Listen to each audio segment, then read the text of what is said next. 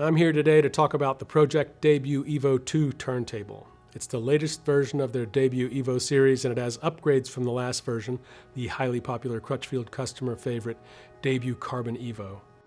The most significant is probably its upgraded cartridge. It's also got a new, more massive tonearm bearing block and a die-cast aluminum platter, both of which you'll find on their more expensive Debut Pro B. Okay, I think I've already demonstrated one of the complications that comes with shopping for Pro-Ject turntables. They make a lot of models with similar names. It all makes sense when you get familiar with the company and the naming conventions like we do here at Crutchfield, but if you're new to turntables generally or Pro-Ject specifically, it can be a little overwhelming. Don't worry. Let me explain a little history about the company and the Debut lineage. Pro-Ject was founded in 1991 in Austria by Heinz Lichtenegger, who is still in charge today. Their mission was and remains to make affordable, high-quality turntables designed in Austria and hand-built in Europe in their German, Slovak, and Czech manufacturing plants. The original Debut model came out near the end of the 90s, and the sleek, stylish, but no-nonsense look is clearly visible in the Debut EVO 2, which is the 5th generation.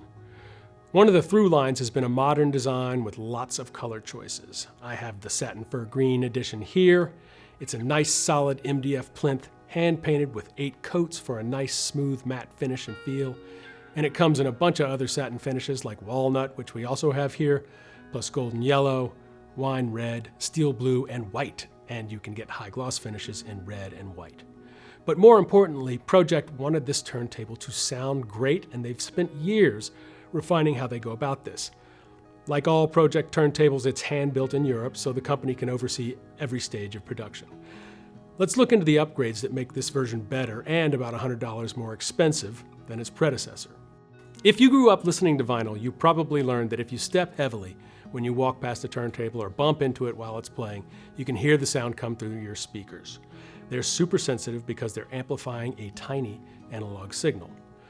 When a company like Pro-Ject goes to revise a model, you can expect some of the upgrades to include different ways of making the table less sensitive to noise. So that's what the upgraded bearing block helps with. That's the pivot point for the lightweight, rigid, one-piece carbon fiber tonearm. As the tonearm moves across the groove, that bearing block needs to be nice and solid because any movement can cause vibrations that can add noise to the audio signal. The counterweight that fits onto the back of the tonearm has also been upgraded to be insulated with thermoplastic elastomer, an inert, rubbery compound that's great for damping vibration. They use this same stuff to damp the platter, which is also upgraded from the Carbon EVO to the same heavy 3.75-pound aluminum one they use in their premium Debut Pro B and XAB models. The previous model came with a Sumiko Rainier. That's quite a decent cartridge, but Pro-Ject decided to upgrade that with a design they worked with Ortophone to produce, especially for the Debut EVO 2. It's called the Pick It EVO MM, and they've pre-mounted it with proper alignment, which makes setup easy. When I auditioned the fur green model in my listening room at home, it was as simple as installing the drive belt, dropping the platter in place, and setting the tracking force. I connected it to the phono input on a pair of powered speakers. One small but helpful upgrade is that the output jack is mounted directly to the edge of the plinth. I set it up in place of my own Pro-Ject X2, which has the output tucked under the plinth. So to unhook the X2, I had to pick it up and turn it around, and to hook it back up, I'll have to start with it back forward. But I could easily access the Debut EVO 2's output. I know connection is not the main event, but if you swap out stuff quite a bit like I do, this is a nice feature. I took out my copy of Big Star's Radio City, and it looked pretty clean, so I just used a record brush to get the dust off, and it sounded kind of weak. I took it off and used a record cleaner to give it a good deep wash and reminded myself once again that cleaning your records is essential if you want to get the most out of them. And the EVO 2 is plenty capable of exposing the difference. The bass was much fuller, the high frequencies more detailed, and the overall ambience of the fantastic sounding Ardent studio recording was much clearer. And that left me so impressed with the quality of the Pick It MM EVO cartridge on this table that I played side 2, which reminded me what a great album this is.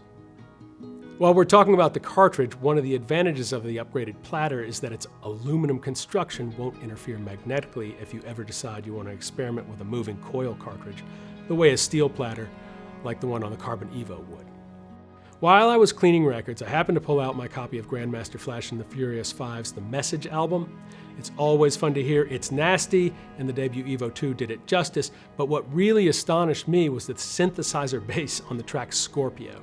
I'm sending out big kudos to this turntable for reaching down really low and full. I even tried streaming the same song via Qobuz on the same system, but the digital version didn't have quite the impact. This experience sent me back to my vinyl library, where I pulled a pristine Telefunken pressing of Volume 4 of Bach's Organ Works, played by Michael Chapuis, and Roy Harper's When an Old Cricketer Leaves the Crease, both of which sounded great.